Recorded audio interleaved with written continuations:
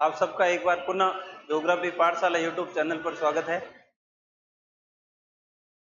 आज अपन महासागर का तापमान टॉपिक लेंगे। तो लास्ट टॉपिक देखा था महासागरीय नितल के उच्चावच। उन टॉपिक्स में अपन ने देखा था महासागरों के अंदर स्थल स्वरूप कैसे कैसे बनते हैं, है ना। तो पिछली क्लास देखी होगी आपने। एक और विशेष न्यूज है आपके लिए। तो लैब असिस्टेंट वाले स्टूडेंट्स है उनके लिए खुशखबरी वापस आने की पॉसिबिलिटी बन रही है।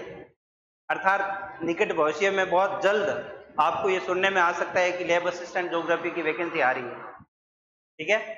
तो मैंने पहले भी बोला था किताबें छोड़े नहीं, 11-12 के एनसीईआरटी पढ़ते रहे और अच्छे से पढ़ते रहे, क्योंकि उनसे बाहर कुछ नहीं है। और एनसीईआरटी बेस से ही अपन यहाँ चल रहे हैं, चाहे लैब असिस्टेंट हो, चाहे आपकी सेकंड ग्रेड एसएसटी का जो भूगोल का पाठ्यक्रम है वो हो, चाहे आपका सब इंस्पेक्टर का पाठ्यक्रम हो, इन सभी में एनसीईआरटी बेस पे ही अपन चल रहे हैं। एनसीईआरटी के आधार पर ही मैं ये क्लासें ले रहा हूँ।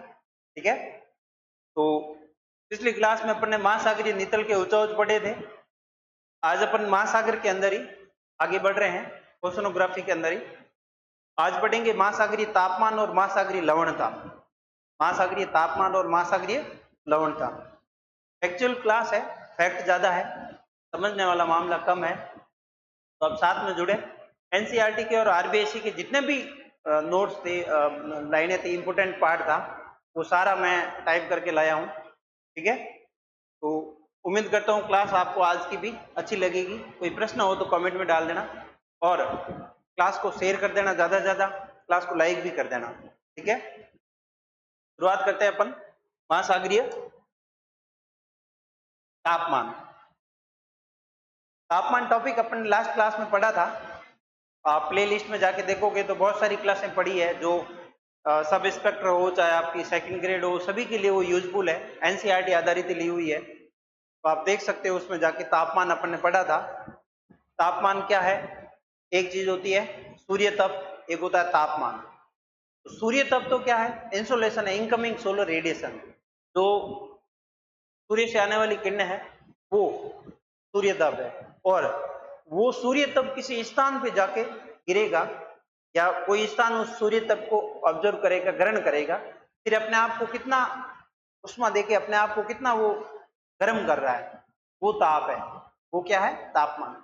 तो जैसे स्थल पर तापमान आता है वैसे वैसे महासागरों पर भी तापमान होता है। ठीक है। तो महासागरीय तापमान की आज अपन बात करते हैं।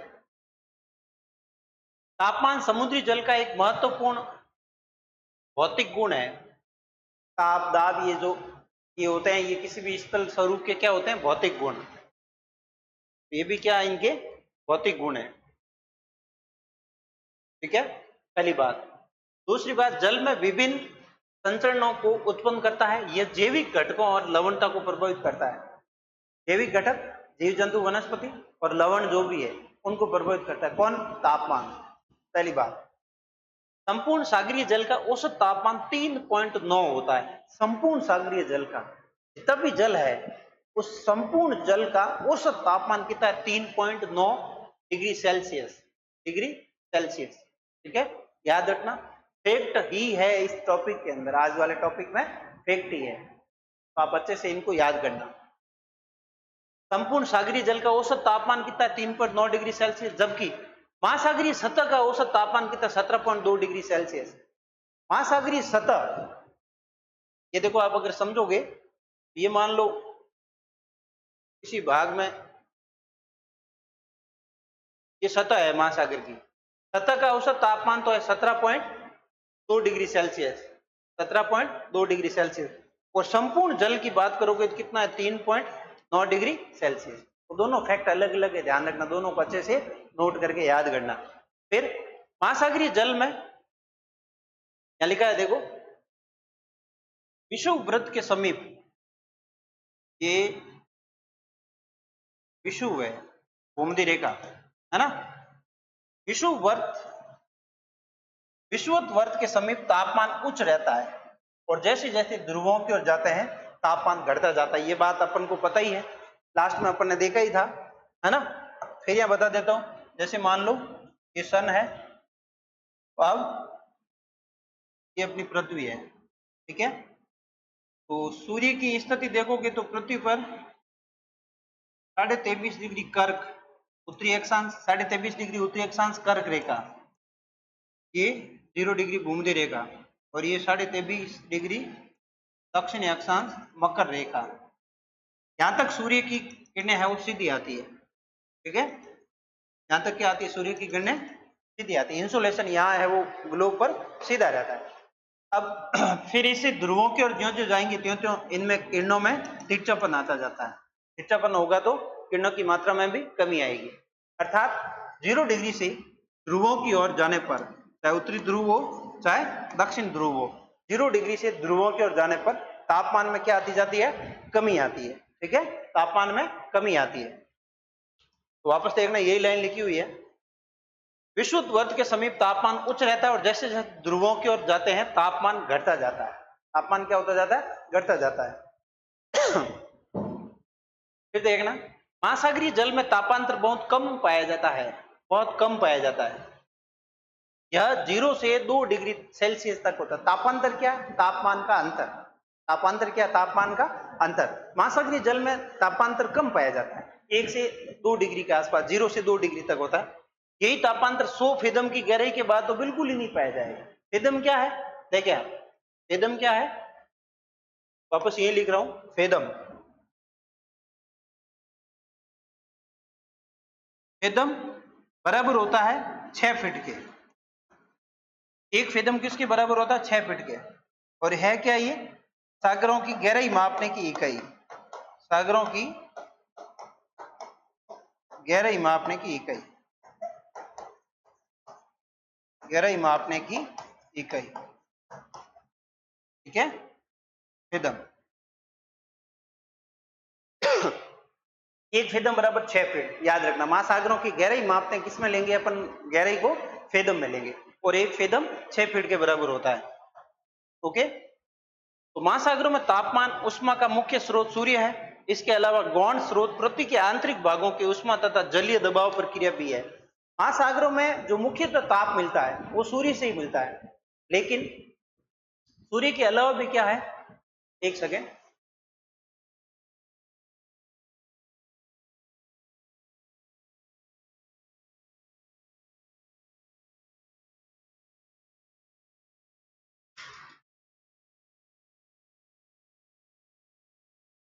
महासागरों में जो मुख्य ताप मिलता है वो किससे मिलता है, सूर्य से मिलता है। सूर्य के अलावा महासागरों के आंतरिक जो सतह है, पृथ्वी का आंतरिक भाग, पृथ्वी से भी थोड़ी बहुत उष्मा सूर्य को मिलती है, जल को पृथ्वी से भी मिल रही है, आंतरिक जल को पृथ्वी से भी उष्मा मिलती है, और मुख्यतः है वो सूर्य से मिलती है। फिर उसके अलावा जलीय दबाव प्रक्रिया, जल एक स्थान से दूसरे स्थान पर दबाव डालता है, गति करता है, उससे भी थोड़ी बहुत उसमें क्या होता है, उष्मा मिलती है। तो महासागरीय जल को उष्मा कहां से मिल रही है, उनके स्रोत अगर आपसे पूछे, देखो कौन कौन से हुए। पहला स्रोत महासागरीय जल में उष्मा का, सूर्य। दूसरा पृथ्वी के आंतरिक भाग से। तीसरा महासागरीय जल की दबाव की क्रिया से, जलीय दबाव की क्रिया से, ठीक है। महासागरों के जल का ठंडा होने की प्रक्रिया उष्मा विकिरण द्वारा, महासागरों में जल का ठंडा होने की प्रक्रिया, देखो यह है स्रोत। महासागरों में तापमान उष्मा का मुख्य स्रोत सूर्य है। इसके अलावा गौण स्रोतों में पृथ्वी के आंतरिक भाग उष्मा तथा जलीय भाग दबाव प्रक्रिया भी है। इसके अलावा महासागरों में जल का ठंडे होने की प्रक्रिया उष्मा विकिरण द्वारा, संवन के द्वारा और वाष्पीकरण के द्वारा। महासागरीय जल ठंडा कैसे होता है, एक तो विकिरण के द्वारा, विकिरण बाहर निकल जाती, रिलीज हो जाती है जल के अंदर से, ताप की विकिरण, ताप की किरणें। फिर संवन के माध्यम से, संवन में भी क्या होता है, जल है वो, जल के अंदर से उष्मा है वो ऊपर उड़ती है। तीसरा वाष्पीकरण, वाष्पीकरण में भी जब जल वाष्पित होता है तो इस प्रक्रिया में भी उष्मा खर्च होती है। इन रूपों में, तीनों प्रकारों में, पहला उष्मा विकिरण द्वारा, दूसरा संवन के द्वारा, तीसरा वाष्पीकरण के द्वारा, इन तीन प्रक्रियाओं से जल है वो क्या होता है, ठंडा होता है, जल ठंडा होता है। इन तीनों को याद रखना। फिर देखते हैं आगे। अक्षांशीय दृष्टि से विस्तृत सागरों का तापमान देशांतरीय दृष्टि से विस्तृत सागरों की अपेक्षा कम होता है। देखो, अक्षांश की दृष्टि जो सागरों का विस्तार है उनका तापमान देशांतर दृष्टि से विस्तृत सागरों की अपेक्षा क्या होता है, कम होता है। क्यों? क्योंकि अपन को पता है अक्षांशों में 0 डिग्री से ध्रुवों की ओर जाने पे ताप घटेगा, है ना, क्योंकि इंसुलेशन भी घटेगा। जबकि देशांतरों में आप देखोगे तो एक ही देशांतर में आपको इतना वेरिएशन दिखाई नहीं देगा। हो सके रात और दिन हो सकता है उसी देशांतर में, पर एक ही अक्षांश या यूं कह सकते हो एक ही अक्षांश के सारे देशांतर है, उसमें ताप में इतना वेरिएशन नहीं होगा। तो यही लाइन लिखी हुई है, अक्षांशों में अक्षांशीय दृष्टि से विस्तृत सागरों का तापमान देशांतरीय दृष्टि से विस्तृत सागरों की अपेक्षा कम होता है। जैसे अटलांटिक महासागर का तापमान प्रशांत महासागर से कम पाया जाता है, क्योंकि अटलांटिक महासागर देशांतर रूप में कम फैला हुआ है, जबकि प्रशांत महासागर देशांतरीय रूप से विस्तृत है। अटलांटिक महासागर अक्षांशीय रूप में तो खूब फैला हुआ है, उत्तर से दक्षिण, उत्तरी ध्रुव के दक्षिणी भाग से लगा के दक्षिण तक एस रूप में फैला हुआ अटलांटिक महासागर, तो अक्षांशीय रूप में से तो खूब फैला हुआ है, लेकिन देशांतरीय रूप से अटलांटिक कब फैला हुआ है? तो अटलांटिक की जगह बजाय ज्यादा किसका है? प्रशांत महासागर का, क्योंकि प्रशांत महासागर देशांतर रूप से काफी फैला हुआ है ना। जितने भी महासागर है उसका 50% भाग आपके प्रशांत महासागर है, ठीक है। तो प्रशांत महासागर में ज्यादा पाया जाता है। एक और उदाहरण दे रखा है, भूमध्य सागर का तापमान ज्यादा है जबकि कैलिफोर्निया की खाड़ी का तापमान कम है। वही भूमध्य सागर का देशांतरीय विस्तार थोड़ा ज्यादा है, इसलिए उसका तापमान भी ज्यादा है। सागरों के आकार और तापांतर में विलोम संबंध पाया जाता है। सागरों के आकार और तापांतर, जितना छोटा सागर होगा उसमें तापांतर उतना ही अधिक होगा, जबकि जितना विस्तृत सागर होगा उसमें तापांतर उतना ही कम होगा। तो तापांतर और महासागरों के आकार दोनों में विस्तृत एक दूसरे से विलोम संबंध पाया जाता है। छोटा सागर तापांतर अधिक, सागर बहुत बड़ा है तापांतर नाम मात्र का, पता ही नहीं चलेगा ताप में परिवर्तन हुआ या नहीं हुआ, अगर बहुत बड़ा विस्तृत महासागर है तो, ठीक है। अब आता है विद्यार्थियों तापमान के वितरण को प्रभावित करने वाले कारक। कारक बड़े इंपॉर्टेंट है। तापमान के वितरण को प्रभावित करने वाले कारक वही है जो अपने तापमान वाली क्लास में देखा था। यहां पर भी तापमान ही है, फर्क कितना है, वो तापमान स्थल पर अपन ने पढ़ा था, ये तापमान है वो सागर पर है। सबसे पहला है अक्षांश। अभी मैंने जस्ट बताया ये 0 डिग्री अक्षांश से ध्रुवों की ओर जाने पर तापमान में कमी आती है, या दूसरी लाइन में बोलूं भूमध्य रेखा से ध्रुवों की ओर जाने पर इंसुलेशन कम आता है, इसलिए तापमान में कमी आती है। तो ज्यादा तापमान कहां मिलेगा? 0 डिग्री के आसपास, और 0 से ध्रुवों की ओर जाओगे तापमान में कमी आती जाएगी, ठीक है। ध्रुवों की ओर सूर्य तप की मात्रा, परिवेशी सौर विकिरण की मात्रा, सूर्य तप की मात्रा या इंसोलेशन, वही बात इनकमिंग सोलर रेडिएशन, सोलर की मात्रा घटने के कारण सतही जल का तापमान भी विषुवत रेखा से ध्रुवों की ओर घटता जाता है। जब इंसोलेशन ही कम मिलेगी ध्रुवों की ओर जाने पर तो तापमान भी कम ही होगा, ठीक है। एक नोट लिखा हुआ है, निम्न अक्षांशों में, निम्न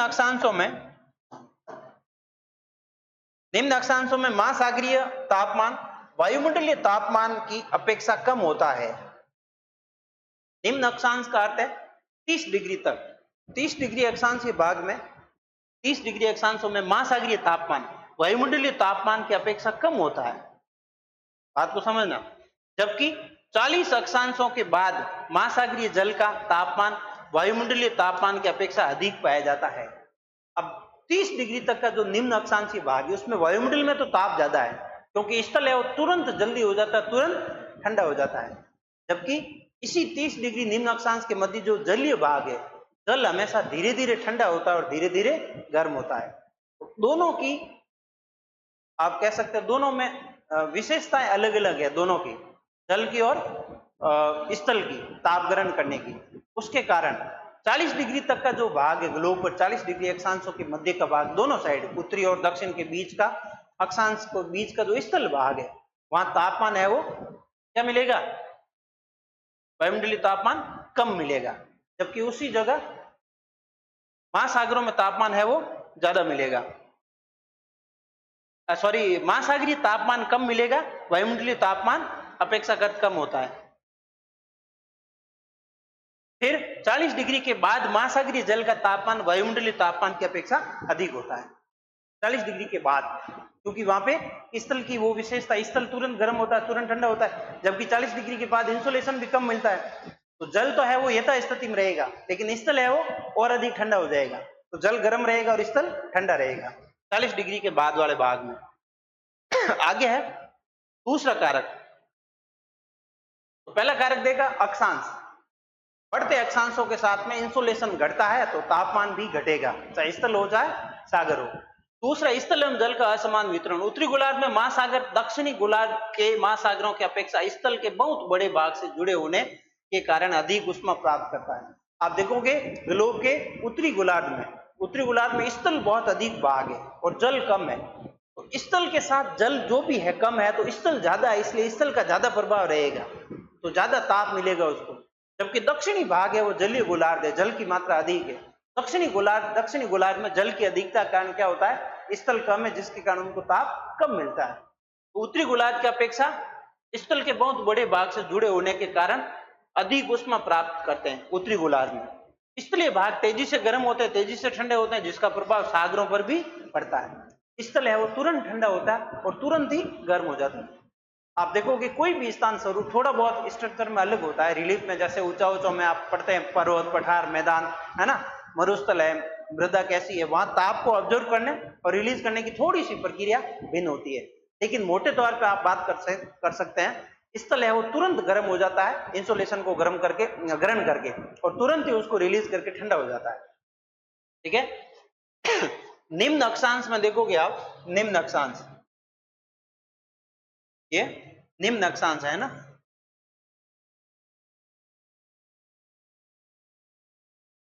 निम्न अक्षांश और उच्च अक्षांश स्थल से घिरे सागर उच्च तापमान वाले होते हैं। कहां पे, निम्न अक्षांशों में। स्थल से घिरे सागर उच्च तापमान वाले, क्यों? क्योंकि स्थल का प्रभाव रहेगा, जल को भी जल्दी गर्म कर देगा, तो जल को ज्यादा ताप मिलेगा, क्योंकि उसके साथ स्थल अधिक है। और ये ऐसा कहां होगा, निम्न अक्षांशों में। एवं बड़े एवं खुले सागर निम्न तापमान वाले होंगे। बड़े एवं खुले सागर निम्न तापमान वाले होंगे। कहां पे, निम्न अक्षांश में। क्यों? क्योंकि बड़े सागरों पर इतना स्थल का प्रभाव नहीं रहेगा। अगर छोटा सागर है या स्थल से घिरा हुआ है पूर्ण रूप से, वहां स्थल का प्रभाव ज्यादा रहेगा, जिस कारण वो जल्दी गर्म होगा, ताप ज्यादा होगा। और अगर बड़ा सागर है तो वहां पे स्थल का प्रभाव नहीं रहेगा, तो वहां ताप कम रहेगा। ये बात कहां की है, निम्न अक्षांशों की। इंपोर्टेंट है, याद रखना, कथन के रूप में आता है प्रश्न, आजकल कथन और कारण के रूप में आता है, उसमें आता है। फिर है उच्च अक्षांश। स्थल से घिरे सागर जिन तापमान, स्थल से घिरे सागर में, यहां तो देखो स्थल से घिरे सागर में उच्च तापमान, और यहां स्थल से घिरे सागर में कम तापमान, क्या लिख सकते हो, न्यून तापमान। जबकि बड़े वो खुले सागरों में उच्च तापमान। यहाँ वही है, स्थल पर भाग पर इंसुलेशन मिलता ही नहीं, जबकि इनको जितना भी मिलता है वो उनके साथ ही रहता है। क्यों? क्योंकि धीरे धीरे गर्म होते हैं और धीरे धीरे ठंडे होते हैं, जिस कारण है वो बड़े बड़े सागरों में तापमान उच्च होता है। कहां की बात हो रही है, उच्च अक्षांशीय वाले भागों में। उच्च अक्षांश वाले भाग में बड़ा विस्तृत जलीय भाग है, वहां का ताप अधिक मिलेगा, और छोटे विस्तृत है, स्थल से घिरे हुए, वहां ताप कम मिलेगा। ठीक है, ये फैक्ट के रूप में याद रखना। फिर दूसरा हो गया स्थल एवं जल का असमान वितरण। ठीक है, स्थल एवं जल का असमान वितरण कैसे? जल है वो धीरे धीरे गर्म होता है और धीरे धीरे ठंडा होता है, स्थल है वो तुरंत गर्म होता है, तुरंत ही ठंडा होता है, इस कारण इनमें वेरिएशन होता है, भिन्नता होती है। ठीक है, नेक्स्ट, सनातनी पवने। पवने आपने देखी थी। इन पवनों के दो रूप, एक तो तट से सागर की ओर, तथा चलिए तट से सागर की ओर, और दूसरी है सागर से तट की ओर। एक तो चलती है सागर से तट की ओर, दूसरी तट से सागर की ओर। ये पवने भी क्या करती है, तापमान में भिन्नता लाती है, वेरिएशन उत्पन्न करती है। अगर स्थल से कोई पवन चल रही है और वो सागर की ओर जा रही है, तो वो गर्म होगी, और सागरीय पवन तट को भी जाके गर्म करेगी। लेकिन अगर पवन सागर से आ रही है, अगर पवन जलीय भाग से स्थल की ओर आ रही है, तो अपने साथ में नमी, आर्द्रता लाएगी, और वो स्थल पे आके तापमान को घटाएगी। अर्थात सनातनी पवने भी क्या करती है, तापमान में भिन्नता लाती है। ये वही कारक है जो तापमान में देखे थे, ये सारे तापमान को प्रभावित करने वाले हैं। महासागरीय धाराएं पढ़ा था अपन ने, आगे पढ़ेंगे महासागरीय धाराएं, एक दो टॉपिक बाद आने वाले हैं। तो महासागरीय धाराएं भी क्या करती है, देखो धाराएं दो प्रकार की होती है, एक ठंडी और एक गर्म। ठंडी धारा जहां भी जाएगी वहां तापमान को कम कर देगी, और गर्म धारा जहां भी जाएगी वहां तापमान को बढ़ा देगी। यह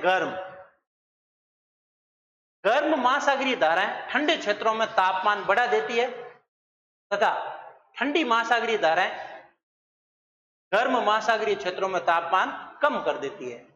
ठंडी धारा जिस जगह पे जाएगी तो वहां ताप को घटा देगी, गर्म धारा किसी स्थान पे जाएगी तो वहां तापमान को बढ़ा देगी। ठीक है। गल्फ स्ट्रीम एक गर्म धारा है जो उत्तरी अमेरिका के पूर्वी तट पर तथा यूरोप के पश्चिमी तट पर तापमान को बढ़ा देती है। गल्फ स्ट्रीम चलती है अटलांटिक महासागर में, तो अमेरिका के पूर्वी तट और यूरोप का पश्चिमी तट वहां ताप को बढ़ा देती है, क्योंकि ये गर्म धारा है। दूसरी लेब्राडोर धारा। लेब्राडोर धारा ठंडी धारा, उत्तरी अमेरिका के उत्तर पूर्वी तट का तापमान कम कर देती है। लेब्राडोर धारा भी अटलांटिक महासागर में चलती है, उत्तरी अमेरिका के उत्तर पूर्व से उत्तर से दक्षिण की ओर आती है। तो दक्षिण की ओर जहां पे ये लेब्राडोर आपके न्यू फाउंडलैंड तट के पास में जहां पर अन्य धाराओं से मिलती है वहां तापमान को घटा देती है, क्योंकि ये धारा कैसी है, ठंडी है, ध्रुवों से आ रही है। ठीक है। तो धाराएं, महासागरीय धाराएं भी ताप को क्या करती है, घटाती है और बढ़ाती है। नेक्स्ट है वायुमंडल की स्वच्छता। वायुमंडल स्वच्छ एवं साफ होने पर सूर्य तप अधिक मात्रा में सतह पर पहुंचता है, जिससे तापमान बढ़ता है। वायुमंडल में पारगम्यता की कमी हो तो सूर्य तप की मात्रा भी कम हो जाती है, जिससे तापमान घट जाता है। अपन ने पढ़ा था अगर वायुमंडल साफ स्वच्छ है तो इंसोलेशन अधिक आएगा, तो जिस जगह पे इंसोलेशन अधिक आएगा वहां ताप अधिक प्राप्त होगा। और अगर वायुमंडल में बादल है, बहुत सारे एरोसॉल्स है, धूले कण है ना, तो ये पार्टिकुलेंट क्या करते हैं, इंसोलेशन में बाधा उत्पन्न करते हैं, उनको आसानी से नीचे आने नहीं देते। तो जहां पर नहीं आएंगे वहां पे क्या होगा, तापमान कम होगा। तो ये वायुमंडल की स्वच्छता भी तापमान में भिन्नता लाती है। दिन की अवधि, किसी स्थान पर दिन की अवधि अक्षांशों पर निर्भर करती है। अधिक अवधि तो सूर्य तप की मात्रा भी अधिक प्राप्त होगी, और दिन छोटे हैं तो सूर्य तप की मात्रा भी कम प्राप्त होगी। किसी स्थान पर दिन अगर लंबी अवधि का है, इसका मतलब वहां सूर्य अधिक टाइम तक रह रहा है। दिन क्या है, सूर्य के सामने वो वाला भाग, जहां पृथ्वी का वो भाग जो सूर्य के सामने है, उसे अपन क्या कहते हैं, दिन। तो सूर्य के सामने है तो वहां इंसोलेशन अधिक मिलेगा, ताप अधिक होगा। अगर दिन बड़ा है, दिन की अवधि लंबी है, तो वहां इंसोलेशन अधिक प्राप्त होगा, ताप अधिक होगा। और अगर दिन छोटा है, दिन की अवधि छोटी है, तो इंसोलेशन की मात्रा भी कम मिलेगी, तो वहां ताप कम होगा। जैसे उत्तरी गोलार्ध में शीत ऋतु में सूर्य कम इंसोलेशन मिलती है सूर्य की, क्योंकि सूर्य अपने उत्तरी गोलार्ध में जब शीत ऋतु होती है तब सूर्य दक्षिणी गोलार्ध में होता है। तो अपने यहाँ शीत ऋतु होती है, दिन की अवधि छोटी होती है। ठीक है। नेक्स्ट, सौर कलंकों की संख्या। सौर कलंक क्या है, ये काले धब्बे हैं जो सूर्य पे बनते हैं, है ना, सूर्य के सतह पर बनने वाले काले धब्बे हैं, जो क्या करते हैं 5.5 वर्ष में बनते हैं और 5.5 वर्ष में समाप्त होते हैं, अर्थात 11 वर्ष का एक चक्र होता है इनका। तो सौर कलंक, पृथ्वी की और सौर कलंकों की संख्या अधिक होने पर सूर्य तप अधिक मिलता है, तथा इनकी संख्या कम होने पर सूर्य तप कम होने पर, यहां लिख रहा हूं मैं, सूर्य तप कम होने पर सूर्य तप भी क्या मिलेगा, कम मिलेगा। तो जो सौर कलंक अगर सूर्य पे ज्यादा है तो इंसोलेशन ज्यादा आएगा, रेडिएशन ज्यादा आएगी तो तापमान ज्यादा मिलेगा।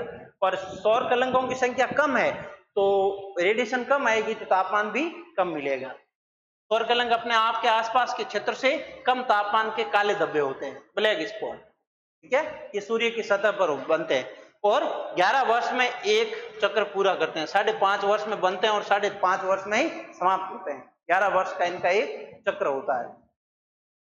फिर नेक्स्ट लवणता। लवणीय तत्व उष्मा अधिक अवशोषित करते हैं, जिससे तापमान बढ़ता है ना।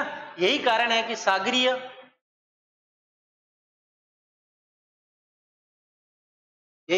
कि सागर के जल का तापमान 0 डिग्री होने पर भी वे नहीं जमते हैं।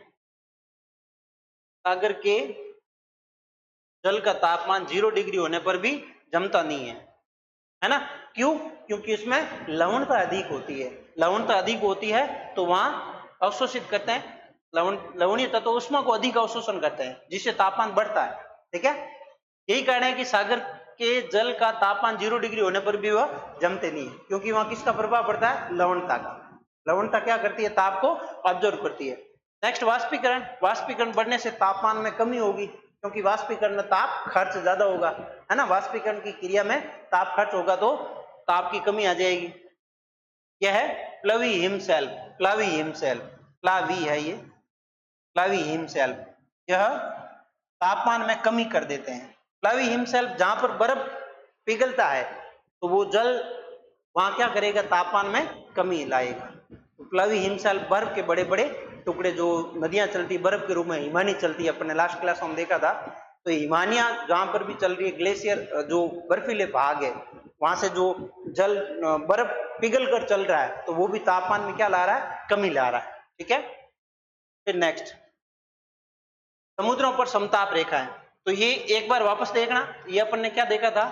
महासागरीय तापमान की परिभाषा देगी, है ना। औसत ताप कितना कहां होता है?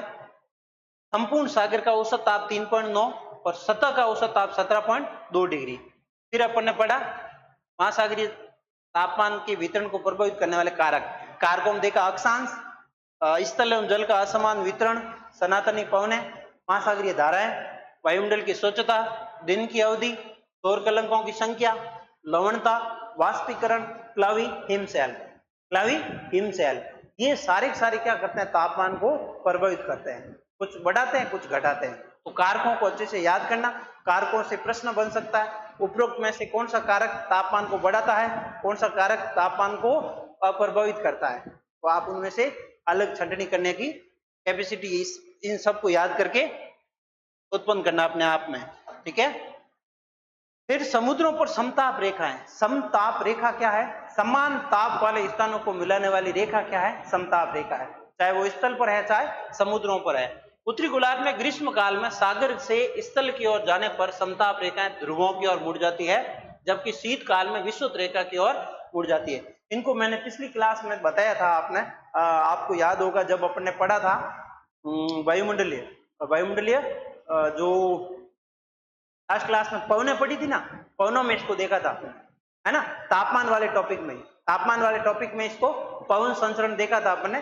तापमान वाले टॉपिक में देखा था कि जब सूर्य उत्तरी गोलार्ध में होता है तो पवनों का डायरेक्शन किधर होता है? महाद्वीप पर और महासागर पर। और जब सूर्य दक्षिणी गोलार्ध में होता है तब पवनों की दिशा किधर होती है? मुड़ाव किधर होता है? ठीक है।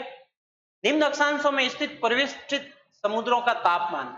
परिवेष्टित का अर्थ है जो स्थल से घिरे हुए हैं, इसका लैंडलॉक, है ना। तो स्थल से घिरे हुए हैं। निम्न अक्षांशों में स्थित लैंडलॉक समुद्रों का तापमान, यहां लिख देता हूं मैं, स्थल से घिरे हुए, स्थलबद्ध, है ना। स्थलबद्ध समुद्रों का तापमान खुले समुद्रों की अपेक्षा अधिक होता है, क्योंकि यहाँ स्थल का प्रभाव ज्यादा है। सीधी बात है, पहले भी बात हो रखी है इस पे। जबकि उच्च अक्षांशों में स्थित स्थलबद्ध समुद्रों का तापमान खुले समुद्रों की अपेक्षा कम होता है ना। निम्न अक्षांश, अब यहां देखना, ये फैक्ट है, फिर भी इन फैक्टों को याद करना। ये भी अच्छा फैक्ट है, ये भी याद करना अच्छे से, इनको तो इंपोर्टेंट याद करना। निम्न अक्षांश में अगर बंद समुद्र है तो खुले समुद्र की तुलना में तापमान वहां क्या होगा? ज्यादा होगा। पहली बात, किसका प्रभाव है? स्थल का प्रभाव। ठीक है। निम्न अक्षांश है, बंद समुद्र है, तो खुले समुद्र की तुलना में वहां ताप ज्यादा होगा। क्यों? स्थल के प्रभाव के कारण। दूसरी बात, उच्च अक्षांश है और बंद समुद्र है, तो खुले समुद्र की तुलना में वहां ताप क्या होगा? कम होगा। ठीक है। ये यहाँ पे इंसुलेशन का भी प्रभाव है और स्थलीय भाग का भी प्रभाव है। इंसुलेशन के प्रभाव के कारण निम्न अक्षांशों में बंद समुद्रों में खुले समुद्रों की तुलना में ताप ज्यादा होता है, जबकि उच्च अक्षांश में इंसुलेशन की कमी के कारण बंद समुद्र खुले समुद्रों की तुलना में ताप कम प्राप्त करता है। ठीक है। दूसरा कारण स्थल का प्रभाव। ठीक है। फिर नेक्स्ट, अब देखो महासागरों का क्षैतिज वितरण, महासागरीय तापमान का क्षैतिज वितरण, ओरिजेंटल रूप में किस स्थान पे ताप ज्यादा है, किस स्थान पे महासागरों में ताप कम है। देखो ये क्लास फैक्ट बेस पे ही है, सारे फैक्ट है, फैक्ट से ही सीधा प्रश्न बनना है। आप सारे फैक्टों को लिख के अच्छे से नोट्स बना के अच्छे से याद कर सकते हैं। ठीक है। क्लास को लाइक नहीं किया कर देना और क्लास को शेयर भी कर देना। महासागरीय तापमान का क्षैतिज वितरण, ओरिजेंटल, है ना, ओरिजेंटल क्षैतिज वितरण। देखो कि निम्न अक्षांशों से सागरीय तापमान ध्रुवों के जाने पर घटता जाता है। सारे फैक्ट है, आपको फैक्ट कोई देखना, सारे एनसीईआरटी बेस में जो एनसीईआरटी में थे वो सारे सारे फैक्ट यहाँ है। निम्न अक्षांश में सागरीय तापमान ध्रुवों की ओर जाने पे घटता है, पहली बात, लेकिन गहराई में तापमान लगभग समान रहता है। निम्न अक्षांशों में, निम्न अक्षांश का 30 डिग्री तक का जो भाग है वहां सतह पर ध्रुवों की ओर जाओगे तो ताप घटेगा, लेकिन गहराई में जाओगे ताप लगभग समान रहेगा, पहली बात। दूसरी बात, बढ़ते हुए अक्षांश के साथ तापमान घटने की जो दर है वो 0.5 डिग्री प्रति अक्षांश होती है। ये फैक्ट याद रखना भाई, एनसीईआरटी में लिखा हुआ आपके, बढ़ते हुए अक्षांश के साथ तापमान घटने की दर सामान्यतः 0.5 डिग्री लिखा हुआ आगे अक्षांश प्रति अक्षांश होती है। अर्थात 2 डिग्री अक्षांश अगर उत्तर या दक्षिण की ओर जाओगे ना तो 1 डिग्री सेल्सियस ताप कम हो जाएगा। प्रति अक्षांश 0.5 डिग्री ताप कम होता है, चाहे उत्तर की ओर ध्रुवों की ओर जाओ चाहे दक्षिण की ओर जाओ। अर्थात कोई व्यक्ति 2 डिग्री इधर से उधर हुआ है, 2 डिग्री है ना, उत्तर में गया चाहे दक्षिण में गया, तो उसके 2 डिग्री अर्थात 1 डिग्री सेल्सियस ताप है वो कम हो जाएगा। ठीक है, नेक्स्ट, महासागरों की सतह के जल का औसत तापमान 27 डिग्री सेल्सियस होता है। पहले भी आया, अब भी आया, इंपोर्टेंट है, नोट लगा देना। महासागरीय जल के सतह का औसत तापमान 27 डिग्री सेल्सियस होता है। हालांकि इतना तापमान विषुवत रेखा के पास होता है। सामान्य रूप से महासागरों की सतह का औसत तापमान 17.2 डिग्री सेल्सियस है सामान्य रूप में, तथा कुल महासागरीय जल का औसत तापमान 3.9 डिग्री है। अब देखो यहाँ कुल की बात अलग है, सतह की बात अलग है, सामान्य वे में अलग है, तीनों फैक्ट आ गए, है ना। आपको याद रखना है सतह के जल का औसत तापमान 27 डिग्री, ठीक है। अब सामान्य रूप से महासागरों की सतह का औसत तापमान 17.2 डिग्री, सारे एनसीईआरटी के फैक्ट। फिर कुल महासागरीय जल का औसत तापमान 3.9 डिग्री सेल्सियस, ये सारे डिग्री सेल्सियस है, ठीक है। ये भी डिग्री सेल्सियस है, ये भी डिग्री सेल्सियस है। फिर 30 डिग्री अक्षांशों पर सतह का तापमान क्या होगा, 30 डिग्री अक्षांशों पर सतह का तापमान 22 डिग्री सेल्सियस, 40 डिग्री अक्षांशों पर 14 डिग्री सेल्सियस, 60 डिग्री अक्षांशों पर 1 डिग्री सेल्सियस और ध्रुवों पर 0 डिग्री सेल्सियस ताप होता है। ध्रुवों पर जाते जाते 0 डिग्री सेल्सियस होता है, अर्थात 0 डिग्री से ध्रुवों पर जाने पर महासागरीय सतह का तापमान 0 हो जाता है, घट जाता है, और घटकर ध्रुवों पे जाते जाते 0 हो जाता है। 22 डिग्री पर 20 डिग्री पर 22 डिग्री अक्षांश, 40 पर 14 डिग्री अक्षांश 14 डिग्री सेल्सियस, 60 डिग्री अक्षांश पर 1 डिग्री और ध्रुवों पर जाते जाते 0 डिग्री सेल्सियस ताप हो जाता है, ठीक है। नेक्स्ट, उत्तरी गोलार्ध के महासागरों का तापमान दक्षिणी गोलार्ध की अपेक्षा अधिक होता है। क्यों? क्योंकि उत्तरी गोलार्ध में स्थल की प्रधानता है, स्थल की प्रधानता है। नेक्स्ट, उत्तरी गोलार्ध का औसत वार्षिक तापमान 19 डिग्री सेल्सियस है, 19 डिग्री सेल्सियस उत्तरी गोलार्ध का औसत वार्षिक तापमान। दक्षिणी गोलार्ध का औसत वार्षिक तापमान 16 डिग्री सेल्सियस है। पता चल जाएगा दोनों में, एक 19 है और एक 16 है। ज्यादा किधर है? उत्तरी गोलार्ध का, क्योंकि उत्तरी गोलार्ध में क्या है? स्थल की अधिकता है, स्थल की अधिकता है। नेक्स्ट, ये तापमान का था क्षैतिज वितरण। अब देखते हैं तापमान का ऊर्ध्वाधर वितरण, ठीक है। महासागरीय जल में ऊर्ध्वाधर का अर्थ है वर्टिकल, महासागर सतह से गहराई की ओर जाने पर। पहले तो थे सतह के ऊपर से समानांतर, है ना। क्षैतिज रूप में जानते हो क्षैतिज स्थिति क्या होती है? जब सूर्य अस्त होता है ना, उस समय देखना, अस्त होते हुए सूर्य को देखना, आपको ऐसा लगेगा जैसे आकाश और पाताल, ये आकाश और पृथ्वी दोनों आपस में मिली हुई है ना, मिली हुई है, और उसके बीच में से आपको सूर्य डूबता हुआ दिखाई दे रहा है, अस्त होता हुआ दिख रहा है ना। तो आकाश और पृथ्वी दोनों जहां मिल रही है और बीच में सूर्य दिख रहा है, इस दशा को क्या बोला जाता है? क्षैतिज, ठीक है। तो क्षैतिज हॉरिजॉन्टल पढ़ा था पहले, अब वर्टिकल ऊर्ध्वाधर वितरण। ताप का क्षैतिज वितरण पढ़ा, अब ताप का ऊर्ध्वाधर वितरण। महासागरीय जल में तापमान का लंबवत वितरण ताप अवशोषण की मात्रा जल द्वारा, अवशोषण की मात्रा जल धारा द्वारा उसके क्षैतिज विस्थापन तथा जल की लंबवत गति पर निर्भर करता है। देखो, जल का जो लंबवत वितरण है उसमें महासागरीय तापमान किन किन कारकों पर निर्भर करेगा? एक तो उसका लंबवत वितरण करेगा ताप अवशोषण की मात्रा, कितना ताप ग्रहण कर रहा है वो भाग। अगर निम्न अक्षांशों में तो वो भाग ज्यादा ग्रहण करेगा, उच्च अक्षांशों में तो वो भाग कम ग्रहण करेगा, क्योंकि इंसुलेशन वहां कम आएगी। दूसरा, जल धारा द्वारा, वहां जल धारा कैसी चल रही है? अगर ठंडी जल धारा चल रही है तो ताप घटाएगी, और गर्म जल धारा चल रही है तो वह ताप को बढ़ाएगी। फिर क्षैतिज विस्थापन तथा जल की लंबवत गति पर निर्भर करेगा, उसका क्षैतिज विस्थापन कितना है। और जल की लंबवत गति कितनी है। इन सभी कारकों पर निर्भर करेगा किसी स्थान के महासागर के जल का लंबवत तापमान। ठीक है। अब एक साधारण फैक्ट लिखा हुआ है, महासागर में बढ़ती हुई गहराई के साथ तापमान घटता है। इसको अच्छे से याद करना। सतह से गहराई की ओर जाने पे ताप लगातार घटता है। एक इसमें इंपॉर्टेंट यहां पे आपकी टर्मोलॉजी आ रही है, थर्मोक्लाइन। यहां मैं लिख रहा हूं थर्मोक्लाइन, है ना। ये थर्मोक्लाइन नहीं है, ये थर्मोक्लाइन है। ये क्या है? थर्मोक्लाइन है। ये थर्मोक्लाइन, थर्मोक्लाइन। देखो थर्मोक्लाइन क्या होता है? वह सीमा क्षेत्र जहां तापमान में तीव्र गिरावट आती है उसे ताप प्रवणता या थर्मोक्लाइन कहते हैं।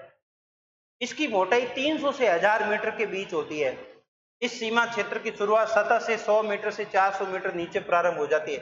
देखो आप, ये सागरीय सतह है, मान लो सतह से गहराई की ओर जाओगे तो 300 मीटर गहरा जाने पे ये थर्मोक्लाइन की सीमा शुरू हो जाती है। 300 मीटर से 1000 मीटर तक, 300 मीटर से 1000 मीटर तक, 300 मीटर से 1000 मीटर तक इस भाग में क्या होगा? तापमान में तेज गति से गिरावट आती है। तापमान में तेज गति से गिरावट आती है। तो तेज गति से गिरावट आएगी, इस दशा को, इसको ताप प्रवणता को क्या बोला गया है? थर्मोक्लाइन। इसे क्या बोला गया? थर्मोक्लाइन। आपसे पूछे थर्मोक्लाइन क्या है, आप कहोगे सागरीय सतह से गहराई की ओर जाने पर 300 से 1000 मीटर की मोटाई में तापमान में तीव्र गिरावट होती है। उस स्थिति को क्या बोला गया? उस भाग को क्या बोला गया? थर्मोक्लाइन। ठीक है। इस सीमा क्षेत्र की शुरुआत सतह से 100 से 400 मीटर से नीचे ही प्रारंभ होती है। आप तो याद रखना 300 से 1000 मीटर। एनसीईआरटी में दोनों लाइन लिखी हुई, इसलिए मैंने भी लिख ली। अब देखो ये आपकी क्लास हो गई पूरी यहाँ पे आज की, जिसमें अपन ने देखा महासागरीय तापमान। तो महासागरीय तापमान में आपने देखा महासागर का सबसे पहले अपन ने फैक्ट देखे, जिसमें महासागर का सतह का तापमान कितना है, कुल संपूर्ण महासागर का तापमान कितना है, फिर महासागरीय तापमान को प्रभावित करने वाले कारक देखे, है ना। उसके बाद अपन ने देखा महासागरीय तापमान का क्षैतिज वितरण, उसके बाद अपन ने देखा महासागरीय तापमान का लंबवत वितरण, फिर अपन ने पढ़ा थर्मोक्लाइन, फिर अपन ने पढ़ा थर्मोक्लाइन। ठीक है। तो ये आज की क्लास थी। ठीक है। इस क्लास को यहीं समाप्त करते हैं। उम्मीद करता हूँ क्लास समझ में आएगी। कोई प्रश्न हो तो कमेंट बॉक्स में डाल देना। अच्छे से पढ़ते रहे। ये सारी क्लासें जो इस प्लेटफॉर्म पे आपको मिल रही है निःशुल्क, उसके लिए चाहे आप एसआई की तैयारी कर रहे हो, चाहे सेकंड ग्रेड की कर रहे हो, चाहे आप रीड की कर रहे हो, अगर आपके टॉपिक है तो, अगर आप लैब असिस्टेंट की कर रहे हो, सारे इसमें आपके जो टॉपिक है सिलेबस के अकॉर्डिंग आप अच्छे से आराम से तसल्ली से पढ़ सकते हो। एनसीईआरटी को आधार मानते हुए मैं ये क्लासें ले रहा हूँ, उसके आधार पर ही पढ़ा रहा हूँ। तो आपको अच्छे से इन क्लासों का फायदा लेना चाहिए। ठीक है। आज की क्लास में इतना ही। क्लास को ज्यादा से ज्यादा शेयर कर देना। ठीक है। नेक्स्ट क्लास में मिलते हैं, तब तक के लिए धन्यवाद।